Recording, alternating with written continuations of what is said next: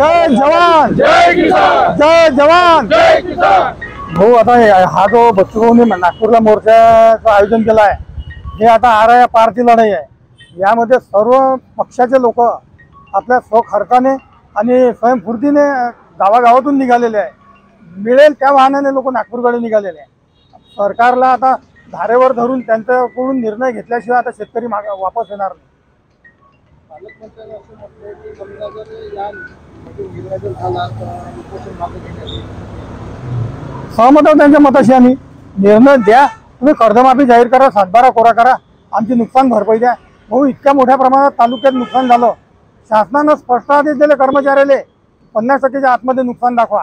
कारण की कर्मचाऱ्यांनी आणि कार्यकर्त्यांनी रात्रंदिवस फिरून शेतीची पाहणी केली आणि भरपूर मोठ्या प्रमाणात नुकसान झाले तर त्यांच्या कर्मचाऱ्यांनी मान्य केलं, पण शासनानं आदेश दिले 50%च्या आतमध्ये नुकसान दाखवा। पूर्ण तालुका, आपल्या 8 तालुके वगळले गेले, नुकसान भरपाई 1 रुपया भेटली नाही। राणे भाऊला जी धमकी दिली त्याबद्दल त्या टिल्लू राणेनं बच्चू भाऊला धमकी दिली, त्याची अवकात तरी आहे का? अरे बच्चू भाऊच्या कमरेवर आहे म्हणा तू। आणि त्याने बच्चू भाऊने म्हटलं की आता बच्चू भाऊला वेगळीच हवा लागली आहे, मुख्यमंत्री त्यांची काळजी घेतील। तर त्यांना मी एकच सांगू इच्छितो प्रहारच्या माध्यमातून, त्या टिल्लू राणेला, तू छोट्या बाळाचं एक मॉडेल आहे, तू जास्त बोलू नको। बच्चू भाऊ जास्त देवादेवाही करू नको, कारण बच्चू भाऊ हे देवाचे बाप आहे। नांदेडमध्ये एका शेतकऱ्याने तहसीलदाराची गाडी फोडली, आता शेतकऱ्याचा आक्रोश आहे भाऊ। आता अशाच पद्धतीच्या घटना होणार आहे। जोपर्यंत शेतकऱ्याला न्याय मिळणार नाही तोपर्यंत आता ह्या घटना सुरूच राहणार आहे आणि याच्यापेक्षा उग्र पद्धतीने आता शेतकरी समोर येणार आहे।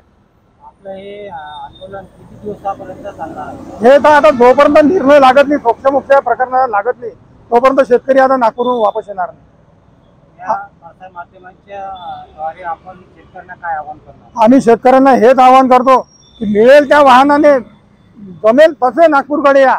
आता आज 28ला सर्वजण आम्ही तिथं जमावणार आहोत। उद्यापासून खरी आंदोलनाची सुरुवात होणार आहे।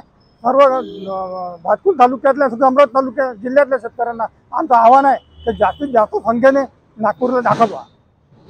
यांनी म्हटलेले आहे की आज संध्याकाळपर्यंत जर सरकारने निर्णय नाही घेतला तर आपण मुख्यमंत्र्यांच्या घरावर आक्रमण करणार। भाऊच्या आदेशावर शेतकरी जे म्हणन ते करायला तयार आहे, त्यामुळे काही भाऊला चिंता करायची गरज नाही। आम्ही बिलकुल छाती ठोकून भाऊच्या सोबत आहोत।